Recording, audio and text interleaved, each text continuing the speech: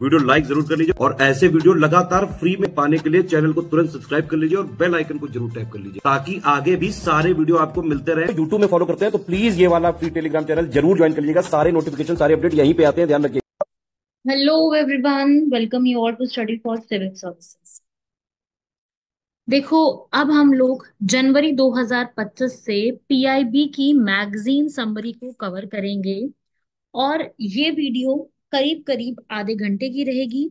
और इसके अलावा किसी भी बच्चे को अगर इसकी पीडीएफ चाहिए होगी, क्योंकि इसमें मैं पूरा कवर नहीं करवाऊंगी, इसको मैं आधा आपको कवर कराऊंगी और इसके बाद आपको कोई भी इसके अगर आपको पीडीएफ चाहिए होगी तो आपको क्या करना पड़ेगा, आपको हमारा ग्रुप ज्वाइन करना पड़ेगा। और उस ग्रुप की इंफॉर्मेशन आपके सामने स्क्रीन पर यहाँ है। ये है पूरी इंफॉर्मेशन। आप ये नंबर्स पे कॉल करना जो आपके सामने दिए गए हैं। इन नंबर्स पे आप कॉल करोगे, सारी जानकारी आपको यहीं पर ही दी जाएगी कि कौन सा ग्रुप ज्वाइन करना है, कब करना है ज्वाइन। ठीक है, तो इस तरीके से ये चीज दिमाग में रखिएगा। और हम लोग जो है आज अपने लेक्चर को शुरू कर रहे हैं, जिसमें हम लोग पीआईबी जनवरी महीने के स्टार्ट करेंगे। And this video is in English medium. Hindi medium के लिए सेपरेट वीडियो रहेगा, वो अलग है। उसको भी आप देख करके उसमें से भी चीजें आप कर सकते हो। तो शुरुआत कर लेते हैं हम सभी लोग हमारे लेक्चर की, जिसमें हम लोग बहुत सारी चीजें करेंगे। जैसे कि प्रधानमंत्री ने सोनमर्ग के टनल का इनॉग्रेशन किया है, मोबाइल एक्सपो लगा है, लीड्स इनिशिएटिव आया, जल जीवन मिशन के ऊपर आया, इसरो का 100th लॉन्च मिशन हो गया है। ठीक है, तो आप देख सकते हो कि कितने सारे टॉपिक्स हैं, 65 तक आपको सामने स्क्रीन पे दिख रहे हैं। ऐसे ही करते जाएंगे तो और कितने सारे आपको टॉपिक्स दिखते जा रहे हैं। स्किल इंडिया, भारत और आसियान के रिश्तों के ऊपर, क्लीन गंगा का मिशन, रूरल हेल्थ मिशन, प्रधानमंत्री आवास योजना। तो अब हम सबसे पहला हमारा ये 100 टॉपिक्स हैं टोटल इसके अंदर, जिसमें से सबसे पहला टॉपिक मैं स्टार्ट करा रही हूँ। अभी हमारे प्रधानमंत्री ने सोनमर्ग में टनल एक इनॉग्रेट करी है। कहाँ पर है? जम्मू कश्मीर। जम्मू कश्मीर और लद्दाख का विभाजन हो चुका है 2019 में ही। ये जो सोनमर्ग है, ये जगह का नाम है, आपने गुलमर्ग सोनमर्ग सुना होगा। ये 12 किलोमीटर की एक टनल है। और यहाँ पर जब ये कंस्ट्रक्शन चल रही थी तब 7 हमारे वर्कर्स की भी जान चली गई थी, जो कि बहुत ज्यादा एक दुखद बात है। लेकिन ये टनल जो होगी वो क्या काम करने वाली है, ये टनल बहुत ज्यादा सपोर्ट करेगी किसको? जब भी ये ऑल वेदर है, मतलब कि कभी बारिश आए, कभी स्नो हो, कभी तूफान आए, ये टनल नहीं टूटेगी। ट्रांसपोर्टेशन बढ़ेगा। और टनल बनाने का ऑब्जेक्टिव यही होता है कि हम सभी लोग वहां तक आसानी से पहुंच सके। हमारे जो आर्मी के जवान वहां पे तैनात है, उन तक हमें खाना पहुंचाना है, उन तक हमें सुविधाएं पहुंचानी है, वो आसानी से की जा सके। तो याद रखिएगा कहाँ पे टनल है, कितने किलोमीटर की है, कौन से इलाके में इनॉग्रेशन किया गया, इतना याद रखिएगा। अब आ रहा है नेक्स्ट इंपॉर्टेंट। जैसे कि आपको पता है कि हमारी रेलवेज जो है वो इलेक्ट्रिफिकेशन पे चल रही है, मतलब उनका पूरी तरह से विद्युतीकरण किया जा रहा है, जिसके कारण हमारी रेलवेज और बेहतर रूप में काम कर पाएंगी। और ऐसा बोला गया है कि अब फाइनेंशियल ईयर ये खत्म होते होते 100% इलेक्ट्रिफिकेशन आ जाएगी। आपने देखा होगा वंदे भारत जितनी भी चल रही है वो इलेक्ट्रिसिटी के बेस पे चल रही है। तो इलेक्ट्रिफिकेशन हो जाएगा तो उसमें कोयला इस्तेमाल नहीं होगा, फ्यूल नहीं लगेगा, तो कार्बन एमिशंस कम हो जाएगा। और जो हम फ्यूल्स मंगवाते हैं बाहर से वो हमारी चीजें कम हो जाएंगी। तो उससे बहुत सारे रूट्स के ऊपर इलेक्ट्रिफिकेशन बढ़ाई जा रही है। याद रखिएगा 100 क्वेश्चन क्या बनेगा, 100% इलेक्ट्रिफिकेशन फाइनेंशियल ईयर 2025-26 के एंड तक ये पूछा जाएगा। फिर दिल्ली मेट्रो का एक्सपेंशन हो रहा है, दिल्ली मेट्रो के न्यू कॉरिडोर्स बन रहे हैं। अगर आप में से कोई बच्चा उस एरिया में रहता है, मतलब दिल्ली में रहता है, तो उसको इसके बारे में बिल्कुल पता होगा। 390 किलोमीटर्स जो है ऑलरेडी चल रही है। करीब करीब 400 किलोमीटर दिल्ली का रास्ता वो कवर करती है, दिल्ली के बाहर तक भी जाती है, गाजियाबाद वसुंधरा वैशाली तक भी जाती है। अब इसमें और एक्सटेंशंस जोड़े जा रहे हैं। ड्राइवरलेस ट्रेन हो चुकी है, ताकि दिल्ली में ट्रैफिक कंजेशन और पॉल्यूशन लेवल को ठीक किया जा सके। आप सभी लोग जानते हो दिल्ली का पॉल्यूशन पूरे वर्ल्ड में टॉप करता है, तो उसी के लिए स्टेप लिया जा रहा है। ऐसी बुलेट ट्रेन का भी प्रोजेक्ट है। Mumbai Ahmedabad high speed rail corridor बनाया जा रहा है, जिसमें पहली बुलेट ट्रेन चलेगी। जापान के साथ हम लोगों ने ये पूरा कोलैबोरेशन करा ताकि मुंबई और अहमदाबाद के बीच का जो टाइम है वो सिर्फ 2 घंटे रह जाए। तो ट्रेन, और आप ये चीजें देख रहे हो कि कितनी सारी चीजें बढ़ रही।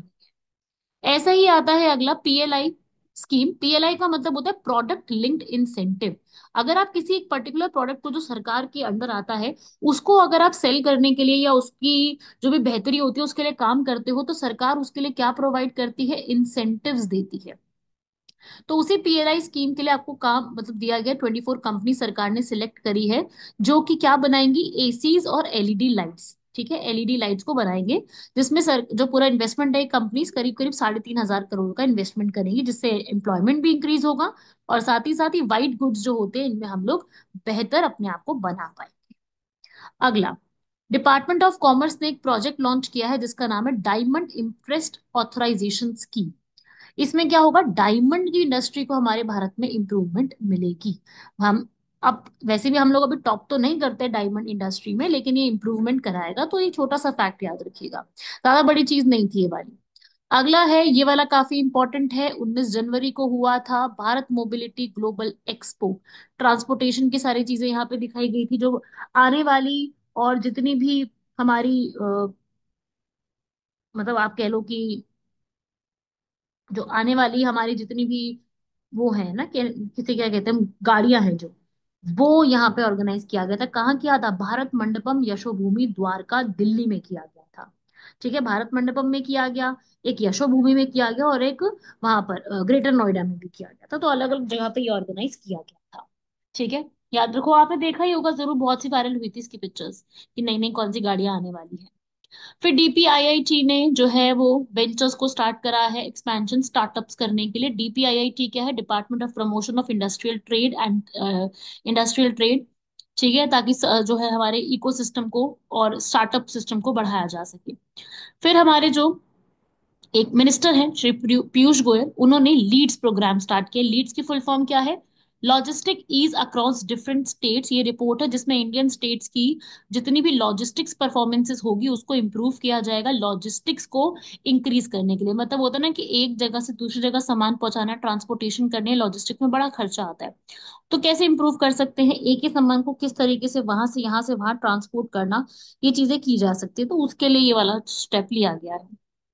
फिर है national critical mission, critical minerals mission. ये क्या है, हम लोग जितने भी क्रिटिकल मिनरल्स हैं वो बाहर से मंगवाते हैं, तो हम लोग आने वाले टाइम में इन सब चीजों को नहीं मंगवाएंगे, जैसे कि लिथियम, कोबाल्ट, मेटल्स। लिथियम क्या है, अभी जितनी भी बैटरीज होती है वो लिथियम की बनी होती है, और हमें बहुत बाहर से बहुत बार मंगवानी भी पड़ती है, तो ये उसी के लिए है।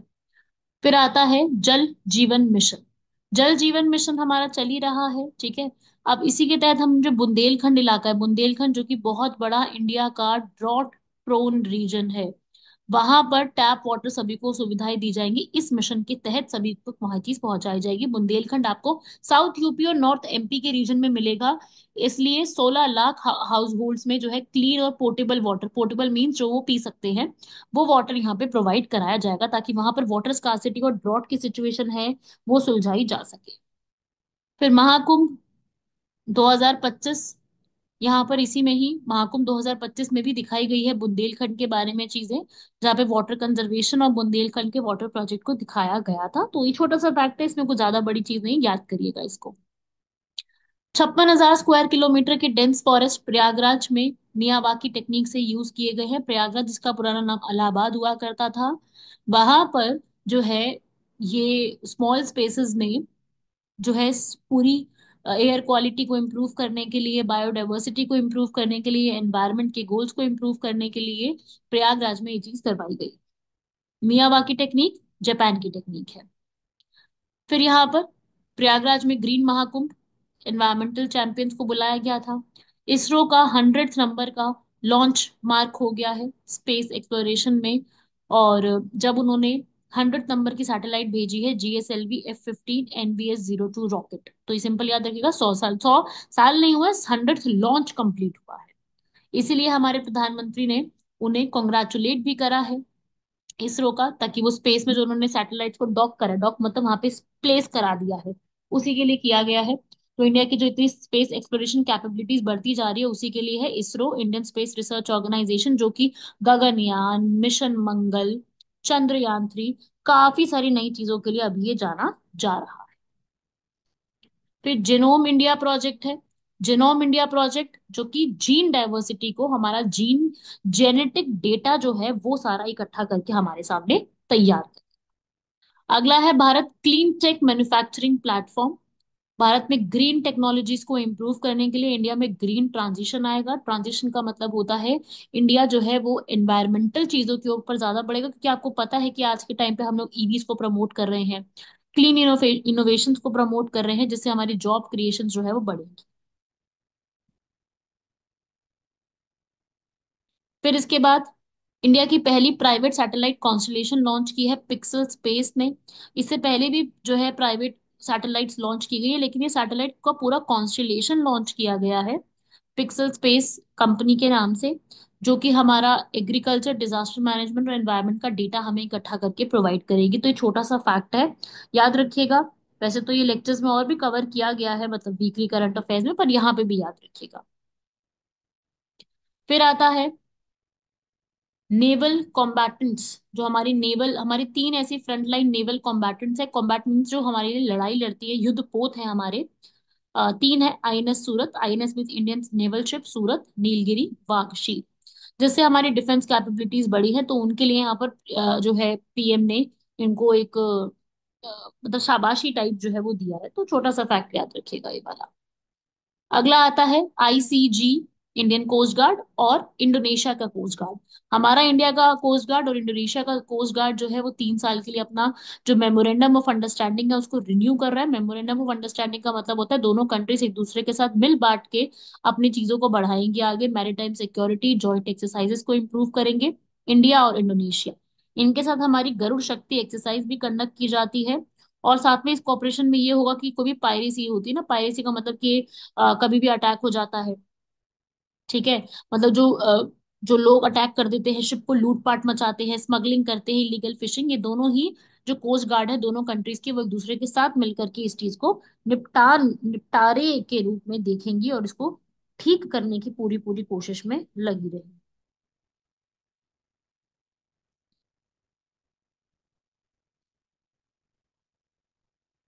फिर इसके बाद आत्मनिर्भर भारत। ठीक है, आत्मनिर्भर भारत होगा हमें, मतलब कि अपने डिफेंस में इंप्रूवमेंट करनी है। मिनिस्ट्री ऑफ डिफेंस ने इस पूरा हैवी व्हीकल्स के साथ किया है, जिसमें इंडियन आर्मी जो है वो, उनको ये चीज प्रोवाइड कराई जाएगी, और उस प्रोवाइड कराने में उनको हेल्प की जाएगी कि टैंक्स वगैरह दिए जाए आर्मी को। तो इसे ही तो आत्मनिर्भर भारत कहा जाता है, टैंक्स वगैरह प्रोवाइड कराए जाएंगे। इंडिजिनाइजेशन ऑफ की कंपोनेंट्स, टेक्नोलॉजिकल ग्रोथ होगी डिफेंस के सेक्टर में, और मिलिट्री ऑपरेशन करने में काफी ज्यादा आसानी देखने को मिलेगी। तो ये वाला है, आप इसको जरूर एक बार देख लीजिएगा। ऐसे ही आत्मनिर्भर भारत में हम लोगों ने और भी चीजें साइन करी हैं। डिफेंस मिनिस्ट्री ने medium range surface to air missiles को लॉन्च करा है, उसके लिए भी चीजें काफी सारी जो है वो बनाई है। तो इस तरीके से काफी सारी इंपॉर्टेंट चीजें हैं, ठीक है। तो ये भी डिफेंस की चल रही हैं।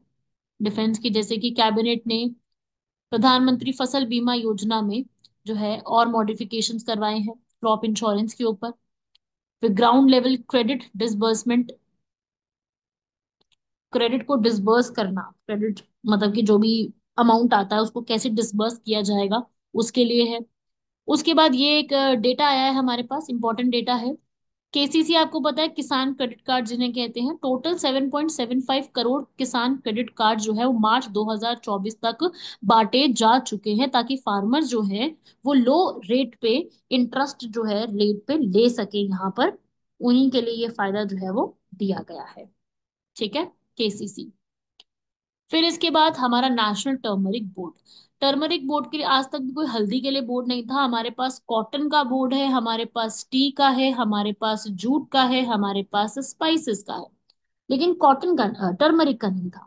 तो इसलिए टर्मरिक का बोर्ड यहाँ पे लॉन्च करने की बात की गई है, जिसमें टर्मरिक को हम लोग उसके लार्जेस्ट प्रोड्यूसर और एक्सपोर्टर बन सके। टर्मरिक को एक्सपोर्ट कैसे करना है, उसकी क्वालिटी कंट्रोल, रिसर्च, मार्केटिंग कैसे करनी है, उस पर ध्यान दिया जा सके। फिर ऐसे ही पाम ऑयल पर भी है। हमारा जो एक ऑलरेडी मिशन चल रहा है, नेशनल मिशन और एडिबल ऑयल्स, पाम ऑयल, ताकि पाम ऑयल्स की जो प्रोडक्शन है वो बढ़ाई जा सके भारत के अंदर। पाम ऑयल, इस पे यूपीएससी भी एक बार क्वेश्चन जो है वो पहले पूछ चुकी है कि इसके लिए क्या मिशन वगैरह चल रहे हैं, तो उसके लिए याद रखिएगा इसको भी। फिर इसके बाद draft draft digital personal data protection के रूल 2025 के आ गए हैं, कि डिजिटल डेटा जो है वो कैसे आप लोग जो है उसको पब्लिश करोगे, पर्सनल डेटा को कैसे प्रोटेक्ट किया जा सकता है, ईयू के जो स्टैंडर्ड्स हैं, यूरोपियन यूनियन के स्टैंडर्ड के साथ अलाइन करते हुए इस चीज को लॉन्च किया गया है। फिर UCC uniform civil code Uttarakhand में आ चुका है, यूनिफॉर्म सिविल कोड, जो कि आर्टिकल नंबर 44 में लिखा हुआ है, जिसका अर्थ है कि हर एक जो प्रॉपर्टी का मामला है, मैरिज का है, डिवोर्स का है, हर एक जितने भी रिलीजन है सब में सेम रूल रहेगा। ठीक है, इसको इम्प्लीमेंट किया गया। बात तो थी कि देश में इसको इम्प्लीमेंट किया जाएगा, परंतु अभी देश में नहीं किया गया है, but it has been implemented in Uttarakhand state which is also known as Devbhoomi. फिर इसके बाद इलेक्शन कमीशन ने फेक नैरेटिव्स के ऊपर अपनी स्टेटमेंट रिलीज करी है। उन्होंने बोला है कि पब्लिक ओपिनियन और डेमोक्रेसी को रोकने के लिए बहुत ज्यादा फॉल्स नैरेटिव्स जो है वो मार्केट में फैलाए जाते हैं। फॉल्स नैरेटिव का मतलब होता है फेक न्यूज। इलेक्शन कमीशन ने ये गड़बड़ कर दी, इलेक्शन कमीशन ने ऐसे कर दिया। तो इलेक्शन कमीशन यहाँ पर अपनी उस बात को रिलीज करी थी। इलेक्शन कमीशन जो हमारे आर्टिकल नंबर कौन से, आपने पॉलिटी पढ़ा होगा, कौन से आर्टिकल में लिखा गया इलेक्शन कमीशन को? आर्टिकल नंबर 324 से 329। तो इलेक्शन कमीशन जो है ना, जो जिसके फर्स्ट इलेक्शन कमिश्नर थे सुकुमार सेन, राइट। और ये जो इलेक्शन कमीशन है, यहाँ पर इसके बारे में याद रखिएगा, इंपॉर्टेंट है।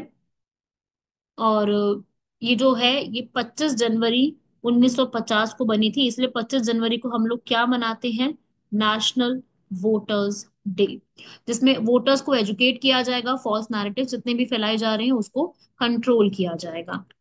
फिर इसके बाद अगला आता है रिडार इक्विपमेंट के ऊपर। सरकार ने एक और नोटिफिकेशन जारी करा है, जो स्पीड मेजरमेंट रहेगा उसके लिए रिडार्स लगाए जाएंगे। जितने भी व्हीकल्स है उनकी स्पीड को चेक में रखने के लिए रिडार्स जो होते हैं ना उनको इम्प्लीमेंट कराया जाएगा। ठीक है, वैसे तो स्पीड कैमरास भी बने हुए हैं, लेकिन स्पीड कैमरास बहुत सारी जगह पर चलते नहीं हैं, राइट, सीसीटीवी चलते भी नहीं है, तो उससे पता भी नहीं चलता। तो रिडार लगा के इस चीज को सही किया जा सकता है, ताकि देश में जो लोग हैं वो इजिली इस चीज को समझ सके। ठीक है, बाकी मिनिस्ट्री ऑफ कंज्यूमर अफेयर्स इनको पूरा देख रही है, सारी चीजों को चेक में रखेगी। फिर इसके बाद ई कोर्ट सिस्टम के लिए सरकार जो है वो काम देख रही है। यहाँ पे देखेंगे, एक मिनट, यहाँ ई कोर्ट सिस्टम मतलब कि जो जो भी पूरी आ, मतलब आप यूं मान के चलो कि जो पूरा कोर्ट सिस्टम है, डिलीवरी सिस्टम है, वो पूरा यहाँ पर एक साथ ही कर दिया जाएगा। एक जगह पर ही आपको सारी चीजें मिल जाएंगी और इलेक्ट्रॉनिक वे में होगा। मतलब कि आपको हर बार जो है कोर्ट में विजिट करने की भी जरूरत नहीं पड़ेगी। इसको अब इम्प्लीमेंट कैसे करेंगे वो देखते हैं, किस प्रकार से ये इम्प्लीमेंट इसको करने वाले हैं। फिर इसके बाद अब हमारे जो प्रेसिडेंट थे इंडोनेशिया के, वो भारत आए थे। तो यहाँ पर आने के बाद उन्होंने क्या क्या चीजें हमारे साथ अग्रीमेंट में किया, ट्रेड, टूरिज्म, कोलैबोरेशन किया। और आप देख सकते हो इंडोनेशिया के साथ, मैंने आपको पहले भी बताया था कि हमारी जो कोस्ट गार्ड है उनके साथ भी हमारा इसमें कोलैबोरेशन रहा है। तो सेम एज दैट ये कोलैबोरेशन भी बनाया गया, क्योंकि वो भी यहाँ पर आए थे, तो इसी वजह से ये कोलैबोरेशन। ऐसे ही हमारे जो मंत्री हैं पीयूष गोयल, उन्होंने बेल्जियम की फॉरेन अफेयर्स के साथ बातचीत करके उनके साथ भी चीजें जो है वो सुलझाई हैं। तो ये कुछ तभी आईआर की है। बेल्जियम भी यूरोप में एक कंट्री पड़ती है। आईआर की चीजें हैं, याद रखिएगा इसको भी। ऐसे इंडिया और नेपाल के बीच में भी यहाँ पर मीटिंग्स हुई हैं, यहाँ पर आप यहाँ पढ़ सकते हो।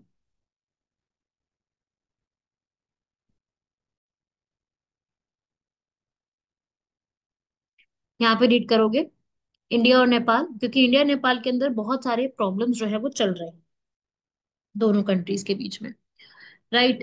जो लैंड बॉर्डर का डिस्प्यूट है, चाइना का इन्फ्लुएंस है, तो काफी सारे इश्यूज हमारे चल रहे हैं। तो उसी की वजह से जो है इंडिया और नेपाल के बीच में काफी सारी चीजों को सुलझाया जाएगा। बायलैटरल इश्यूज को सॉल्व करने के ऊपर हमारे कुछ ना कुछ यहाँ पर लगी हुई हैं चीजें। उसके बाद फिर यूरोप के साथ भी हो रहा है, ईयू के साथ भी हमारी चीजें चल रही हैं। फिर अब ग्लोबल साउथ के ऊपर भी काफी चीजें आ रही है। ग्लोबल साउथ एक वो कंट्री का ग्रुप है, global north, global south. Global south वो कंट्रीज हैं जो अपने आप को डेवलपिंग कहती हैं, और ग्लोबल नॉर्थ उन कंट्रीज का ग्रुप है जो अपने आप को डेवलप्ड कहती हैं। जरूरी नहीं है कि ये नॉर्थ में हो या साउथ में हो, जैसे ऑस्ट्रेलिया है, वो भले ही साउथ में एग्जिस्ट करती है पर वो ग्लोबल नॉर्थ का पार्ट है। तो ग्लोबल साउथ की पहचान इंडिया बना है। इंडिया ने इसमें काफी ज्यादा सपोर्ट करने के लिए ही बात कही है कि हम जो है इसमें काफी आगे आ गए हैं। सपोर्ट के साथ हम पूरे ग्लोबल साउथ करके एक पूरा ऑर्गेनाइजेशन बना रहे हैं। फिर इसके बाद नेशनल हेल्थ मिशन, उसके ऊपर अचीवमेंट्स के ऊपर बात की गई है। नॉट इम्पॉर्टेंट, अगर कुछ बड़ा हो रहा है तो वो आप याद करना है। अचीवमेंट्स के ऊपर हमारे पास इतना ही डेटा आया है तो पीआईबी में इतना ही आपको याद रखना है। फिर प्रधानमंत्री जन औषधि केंद्र प्रयागराज में भी लॉन्च किए जाएंगे, ऐसा महाकुंभ 2025 में बोला गया था। जन औषधि केंद्र है जहाँ पे आपको दवाइयाँ अफोर्डेबल प्राइसेस पे जो है वो अवेलेबल करा दी जाए। फिर बेटी बचाओ बेटी पढ़ाओ इनिशिएटिव के बारे में बात की गई है, जिसमें जो है सरकार कह रही है कि इसमें हम लोग और ज्यादा जो है रूरल और बैकवर्ड एरियाज, जो रिमोट एरियाज है जहाँ पे बिल्कुल ही फीमेल्स को ये चीजें अलाउ नहीं की जाती है, जेंडर बेस्ड डिस्क्रिमिनेशन रहता है, उसको इम्प्रूव करने के लिए इस स्कीम को और ज्यादा इम्प्लीमेंट करें।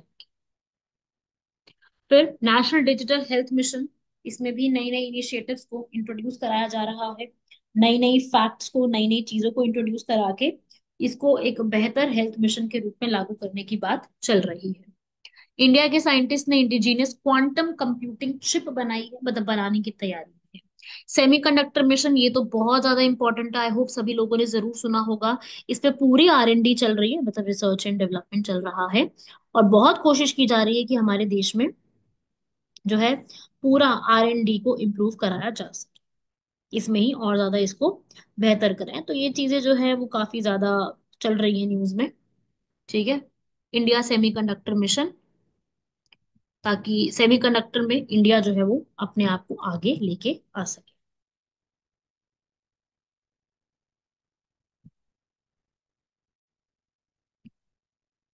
फिर पीएलआई स्कीम, इलेक्ट्रिक व्हीकल्स, जैसे मैंने आपको बताया था सेमीकंडक्टर्स पे पीएलआई कर रहे हैं, व्हाइट गुड्स पे एलईडी वगैरह पे बताया था। सेम एज दैट वे जो पीएलआई है वो इलेक्ट्रिक व्हीकल्स पे भी लगाई जा रही है, मतलब कि प्रोडक्ट लिंक्ड इंसेंटिव जो है वो इलेक्ट्रिक व्हीकल्स पे भी दिया जा रहा है, ताकि सोलर पैनल बनाओ, ईवी की बैटरीज बनाओ, यहाँ पे लिथियम से हाइड्रोजन फ्यूल टेक्नोलॉजी लेके आओ, और रिन्यूएबल एनर्जी फोकस करो, एमएसएमईज को बढ़ाओ, ताकि इलेक्ट्रिक व्हीकल्स को बढ़ाया जा सके। तो इसी पे ही पीएलआई करा जा रहा है। फिर ऐसी हाइड्रोजन मिशन है, हाइड्रोजन प्रोडक्शन बूस्ट होगा तो क्लीन एनर्जी पे फोकस हम लोग कर पाएंगे। क्लीन एनर्जी होके होना भी एक काफी बड़ा इनिशिएटिव रहता है, तो वो भी होना बहुत ही जरूरी है। ठीक है।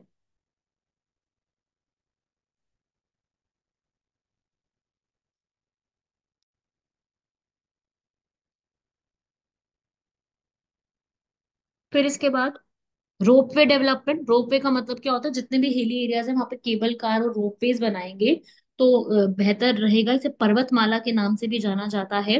हर स्टेट भी इसमें अपना इनपुट है वो दे सकती है। फिर भारतमाला फेज 2, ये रोड्स के ऊपर है। भारतमाला परियोजना इसे कहते हैं, इंडिया के रूरल, अर्बन और बॉर्डर एरियाज को इम्प्रूव करने के लिए भारतमाला प्रोजेक्ट जो है वो चलाया गया है। Border connectivity time, area time reduce करा दिया जाएगा। 6,000 से ज्यादा रोड कंस्ट्रक्शन कराई जाएगी। स्पेशली फोकस रहेगा रूरल, अर्बन और बॉर्डर एरियाज। ठीक है। Economic corridors, expressway, highways, coastal roads बनाए जाएंगे ताकि लोगों का आना जाना थोड़ा और आसान हो जाए। स्मार्ट सिटी में और 100 सिटीज को ऐड किया गया है। अर्बन प्लानिंग मिशन ऐड की गई है हाउसिंग फॉर ऑल इनिशिएटिव में। और PMA मतलब कि प्रधानमंत्री आवास योजना जो लिखा हुआ है, इसके तहत रूरल और अर्बन एरियाज में सिटीजन्स को अफोर्डेबल हाउसिंग प्रोवाइड कराई जाएगी। 1.5 करोड़ या 1 से 1.5 करोड़ के बीच में घरों की सुविधाएं जो है वो जो है उपलब्ध कराई जाएगी। वीकर सेक्शंस को भी दिया जाएगा। अब ये तो आपने सारी पढ़ ली है बहुत सारी मिनिस्ट्रीज का। अब सिविल एविएशन मिनिस्ट्री का भी देख लेते हैं। जैसे कि हमारे सिविल एविएशन में ऑलरेडी एक स्कीम चल रही है उड़ान के नाम से, उड़े देश का आम नागरिक। अब इसी उड़े देश के आम नागरिक में अब आप क्या करोगे, इसके अंदर आप उड़े देश के आम नागरिक के क्या कराओगे, आप सुविधाएं दोगे उनको आसानी से उड़ने के लिए। तो उसी के लिए क्या किया जाएगा, फ्लाइट्स का जो वो है ना, क्या कहते हैं उसको, फ्लाइट्स का आप यूं कह लो, मतलब फ्लाइट्स का जो उनका वो होता है ना, फेयर फेयर किराया, वो कम कर दिया जाएगा। और फ्लाइट्स नई नई बनाई जाएंगी, जहां पे फ्लाइट्स नहीं जाती थी वहां पे, जैसे इम्फॉल है मणिपुर में। ठीक है। मणिपुर में यहाँ पर जैसे फ्लाइट जा रही है दिल्ली कलकत्ता गुवाहाटी तक पहुंचेगी, दिल्ली कलकत्ता गुवाहाटी तक फ्लाइट्स जो है इम्फाल से वहां तक पहुंचाई जाएगी। तो नए नए रूट्स बनाए जा रहे हैं। तो ये ऑलरेडी हमारी स्कीम चल रही है जिसमें ये काम इनके द्वारा किया जाएगा। ठीक है। स्किल डेवलपमेंट मिशन, स्किल्स को बढ़ावा देने के लिए जो स्किल में इतना गैप आ रहा है उसमें ट्रेनिंग प्रोग्राम चला के बहुत से लोगों को ट्रेन करके काम किया जाएगा। फिर पीएलआई स्कीम टेक्सटाइल्स के लिए भी है, भारत में टेक्सटाइल्स को इम्प्रूव कराने के लिए। ठीक है, उनके लिए भी पीएलआई देंगे। वही पीएलआई, अगर आप किसी पर्टिकुलर प्रोडक्ट को इम्प्रूव कराते हो तो आपको वहां पर इंसेंटिव्स जो है वो प्रोवाइड करे जाएंगे टेक्सटाइल प्रोडक्शन बूस्ट करने के लिए। फिर coastal economic zone, Sagarmala project में अभी आपने भारतमाला और पर्वतमाला देखा, ऐसे ही सागरमाला प्रोजेक्ट भी है। सागरमाला प्रोजेक्ट के अंदर क्या किया जाएगा, इस प्रोजेक्ट के अंदर जो हमारे पोर्ट्स का इंफ्रास्ट्रक्चर है उसको बेहतर बनाया जाएगा। ठीक है, जो हमारे पोर्ट्स का एरिया है, आपको पता ही होगा हमारे पोर्ट्स कितने सारे हैं, हमारे पास कितने हैं टोटल नंबर ऑफ पोर्ट्स, तो बहुत सारे हैं, मेजर कितने हैं, 12। ठीक है, तो उन 12 मेजर पोर्ट्स को सुधारने में काम किया जाएगा, कोस्टल रीजन्स को इम्प्रूव करने में काम किया जाएगा। तो काम तो खूब सारे किए जा रहे हैं और किए जाएंगे, ताकि एक जो एरिया है वो अच्छे से डेवलप हो सके, क्योंकि एरियाज अगर अच्छे से डेवलप होंगे तभी सब चीजों का फायदा है। फिर उज्ज्वला योजना है, यहाँ पर देखेंगे आप। फिर उज्ज्वला योजना स्टार्ट की गई है ताकि एलपीजी गैस सिलेंडर जो होते हैं वो फीमेल्स के घर में ही पहुंचाए जा सके, एलपीजी गैस सिलेंडर्स को। फिर इलेक्ट्रिक मोबिलिटी मिशन, ये क्या है, ईवीज के लिए। एक तो ईवी की बैटरीज बनाने के लिए, एक है हर व्यक्ति को ईवीज की, मतलब इतना ज्यादा अफोर्डेबल हो जाए। वैसे ईवी का सब्सिडी भी काफी सरकार प्रोवाइड कर रही है ताकि हर व्यक्ति को इलेक्ट्रिक व्हीकल जो है चलाने का मौका मिले, जिससे अल्टीमेटली क्या कम होगा, पॉल्यूशन कम होगा, हेल्थ और सेफ्टी बढ़ेगी। और ईवी जो है टोटल इसका मिशन यही है, इलेक्ट्रिक मोबिलिटी प्लान का मिशन यही है कि भाई आगे आने वाले समय में 30% जितनी भी व्हीकल है उसमें से 30% जो है इलेक्ट्रिक व्हीकल हो जाए आगे के समय में। तो अभी तो नहीं हुई है ऑब्वियसली, बढ़ रही है, मैं ये नहीं कहूंगी नहीं बढ़ रही है, पर वही है ना, डीजल और पेट्रोल की गाड़ी चलाने में मजा ज्यादा आता है। पर हमारे एनवायरमेंट के लिए जो हमारे सही है वो इलेक्ट्रिक गाड़ी है। तो आप भी अगर कोई नई गाड़ी लेने का प्लान कर रहे हैं, घर वाले, रिश्तेदार, दोस्त कोई भी है, तो उसको सलाह देना कि ईवी ही खरीदे, क्योंकि फ्यूचर ईवी ही है। डीजल बिल्कुल ना खरीदे। हमारे जो मिनिस्टर हैं, हमारे जो रोड ट्रांसपोर्ट मिनिस्टर है, वो बिल्कुल नहीं चाहते हैं कि हमारे यहाँ पर अब डीजल की गाड़ियां चले। दिल्ली में तो उन्होंने वैसे ही बैन करवा दी है, अब आगे चल के बिल्कुल ही कंप्लीटली बैन हो जाएंगी ये चीजें, तो इसको भी याद रखिएगा। ठीक है, ये फैक्ट्स है सारे जो आपसे एग्जाम में पूछे जा सकते हैं। फिर डिजिटल इंडिया तो आपको पता ही है कि हम सब कुछ, हमारी पेमेंट्स तक भी आजकल के टाइम पे डिजिटली हो गई है। तो उसी के बारे में पीआईबी में छापा गया था कि डिजिटली एम्पावर्ड सोसाइटी हो गई है, जितने भी फॉर्म फिलिंग है अब वो सब इलेक्ट्रॉनिक होते हैं। सारी चीजें, अब आपको कहीं पर विजिट नहीं करना, आपको कोई कॉलेज का फॉर्म भरना, आपको कोई एग्जाम का फॉर्म भरना, आपको कोई फीस भरनी है, आपको कोई किसी भी प्रकार का आपको बिल भरना, अब आपको जाके लाइन में नहीं लगना पड़ेगा। आप हर चीज जो है, आपको रिचार्ज करना, आप हर चीज जो है ऑनलाइन बैठे बैठे चीजें कर सकते हो। इसे ही तो हम डिजिटल इंडिया कहते हैं। पेमेंट्स भी आप यहीं बैठे बैठे कर सकते हो। और आप इवन क्लासेस, अब ये देखो यूट्यूब भी तो एक डिजिटल इंडिया का ही पार्ट है ना। चलो इंडिया ने नहीं बनाई यूट्यूब, बट है तो ये पार्ट उसी चीज का ना, एक तरीके से डिजिटलाइज का part. Digital India is basically India के लोगों को डिजिटल लिटरेसी के लिए अवेयर, वो थोड़ा सा अलग आ जाती है बात, मतलब समझो बात को कि कॉन्सेप्ट क्या कह रहा है। फिर national health mission, health protection के ऊपर आता है कि हर एक व्यक्ति को हेल्थ केयर की सर्विसेज मिलनी चाहिए, जिसे हम हेल्थ इंश्योरेंस कहते हैं। फोकस जो है वो वल्नरेबल सेक्शंस पे है, जिनके पास हेल्थ इंश्योरेंस के बारे में जिनको ना तो जानकारी है और ना ही वो हेल्थ इंश्योरेंस लिए हुए हैं। तो यहाँ पर 5 लाख की कवरेज मिलेगी और 10 करोड़ से ज्यादा फैमिलीज को बेनिफिट दिया जाएगा नेशनल हेल्थ प्रोटेक्शन स्कीम के तहत, वो ताकि उन लोगों पर बीमारी का कोई भी फाइनेंशियल बर्डन ना लगे। फिर स्मार्ट ग्रिड है, पावर डिस्ट्रीब्यूशन के लिए, पावर जो है सबको रिन्यूएबल सोर्सेज के थ्रू मिले। फिर पीएम जी दिशा, ये लिटरेसी प्रोग्राम है, ग्रामीण साक्षरता अभियान, ताकि उनको डिजिटल स्किल सिखाई जा सके। बिकॉज आज के टाइम पे, आज की दुनिया में हर किसी के पास फोन है, लेकिन स्किल्स हर एक के पास नहीं है। ताकि वो गवर्नमेंट के जितने भी बेनिफिट्स हैं उनको उठा सके, किसानों के तक ये बात पहुंचाई जा सके। तो बहुत सारी चीजों के लिए ये एक पूरा प्लान बनाया गया है, जिसका नाम है पीएम जी दिशा। जी का मतलब क्या है, ग्रामीण। दिशा का मतलब है ग्रामीण का डिजिटल साक्षरता अभियान, ताकि उनको essential digital skills, digital literacy जो है वो सिखाई जा सके, ताकि वो खुद भी बहुत सी चीजों में अपना काम आत्मनिर्भर रूप से कर सके। हर बार साइबर कैफे पे जाओ, वहां से चीजें करवाओ। उससे बढ़िया वो खुद भी ये चीजें कर सके, बिकॉज फोन्स की अवेलेबिलिटी आजकल हर किसी के पास होती जा रही है। एक फैमिली में सबके पास नहीं तो मतलब जो रूरल एरियाज में रहते हैं उनमें से किसी एक के पास तो स्मार्टफोन की अवेलेबिलिटी होगी ही होगी। राइट, होती है, आजकल बढ़ती जा रही है, ठीक है, इसी के लिए ये चीज किया गया। फिर क्लीन एयर मिशन है। क्लीन एयर मिशन के लिए रेस्पिरेटरी डिजीज को प्रोटेक्ट करने के लिए। फिर उसके बाद Atal mission for rejuvenation and urban transformation, ताकि जो भी अर्बन एरियाज हैं उनमें बेसिक इंफ्रास्ट्रक्चर की फैसिलिटीज प्रोवाइड कराई जा सके, ये उसके लिए स्कीम है। फिर नेशनल पॉलिसी ऑन एजुकेशन, पूरे एजुकेशन सिस्टम को बढ़ावा देने के लिए है। पीएम दक्ष स्कीम, जो कि एससी एसटी ओबीसी इन सबको जो है स्किल डेवलपमेंट प्रमोट कराई जा सके। स्वच्छ भारत मिशन सभी लोग जानते हैं, फ्री ओपन में टॉयलेट्स करना उसके लिए मनाही थी। और इसी के लिए 5 लाख विलेजेस के अंदर 10 करोड़ से ज्यादा टॉयलेट्स बनाए। ठीक है। फिर उसके बाद इंडिया और आसियान, अब थोड़ा सा हम लोग आईआर पे आते हैं। आसियान आसियान एक ग्रुप ऑफ नेशन है जिसे क्या बोलते हैं, association of south east Asian Nations, जिसमें जो है इंडिया और आसियान के रिश्तों को बढ़ावा देने के लिए, क्योंकि हमारे ये ईस्ट में पड़ते हैं, म्यांमार श्रीलंका, सॉरी श्रीलंका नहीं आता इसमें, म्यांमार से आ जाते हैं, Laos Cambodia Vietnam Philippines Malaysia Indonesia Singapore. इनमें हमें people to people ties improve करने के लिए चीजें बनाई गई। फिर गरीब कल्याण योजना, ताकि क्राइसिस के टाइम, जैसे स्पेशली जब कोविड में क्राइसिस आया था, तो क्राइसिस के टाइम पे जो है रिलीफ प्रोवाइड कराई जा सके। फिर Ganga, clean Ganga mission, rural health mission, manufacturing zone, तो कुछ इस प्रकार से आपके ये पूरे टॉपिक्स हैं। ठीक है, ऐसे टोटल 100 टॉपिक्स हैं। आप में से अगर किसी भी बच्चे को, मैं आपको दिखा देती हूँ स्क्रीन पे सामने, आप देखते जाओ, पूरा ये मिशंस और हर चीज के बारे में है। अगर आप में से कोई भी बच्चा ऐसा चाहता है कि ये वाली जो वीडियो है, आपको इसे सिर्फ वीडियो से नहीं, आपको इसमें ये पीडीएफ भी चाहिए, तो आपको हमारा ग्रुप ज्वाइन करना पड़ेगा। और अब से ये आपको इंग्लिश और हिंदी दोनों मीडियम में रेगुलरली हर महीने की मिलेगी ऐसे। लेकिन वो पूरी वीडियो नहीं होगी, वो वीडियो सिर्फ हाफ एन आवर की होगी।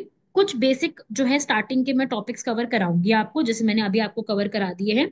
अगर मैं बात करूं, टोटल 100 टॉपिक्स आपके रहेंगे इसमें एक महीने के। इन 100 टॉपिक्स के आप पीडीएफ ले लो तो ज्यादा बेनिफिट रहेगा आप लोगों को। इससे क्या है, आपको आपके पास एक चीज आपके पास पूरी तरीके से मिल जाएगी। जैसे मैंने आज की क्लास में आपको करीब करीब इसके अंदर जो है डिजिटल इंडिया तक कराए हैं टॉपिक्स, उसके बाद की जितनी भी सारी चीजें हैं वो आपको यहीं पर अवेलेबल कराई जाएंगी।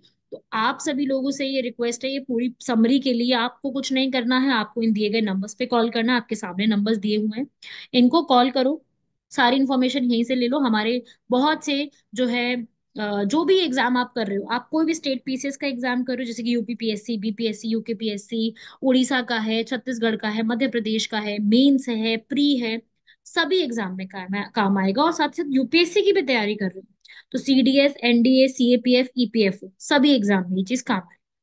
ठीक है, तो उसके लिए जरूर पढ़िएगा, इसी में से मेहनत करिएगा। और हिंदी मीडियम की भी आएगी, इंग्लिश मीडियम की भी आएगी, हर महीने की आएगी, ताकि आप लोगों को कहीं भी और करंट अफेयर्स के लिए जाना ना पड़े। इसके साथ साथ आप सभी लोग और क्या करने वाले हैं, जो वीकली करंट अफेयर्स आते हैं वो फॉलो करोगे, मंथली आते हैं वो फॉलो करोगे। सब चीजों को फॉलो करोगे तब मान के चलना कि आपकी करंट अफेयर की तैयारी बेहतरीन हो गई है, वरना और मेहनत करने की जरूरत है। ठीक है, तो करंट अफेयर्स की तैयारी अपनी मानोगे कि बेहतरीन है, तो उसके लिए आपको वही चीजें करनी पड़ेंगी। तो यहाँ तक आप सभी लोग अपने लेक्चर को कंप्लीट कीजिएगा, आप लोगों से मुलाकात होगी नेक्स्ट लेक्चर में। तब तक के लिए धन्यवाद, शुक्रिया, जय हिंद।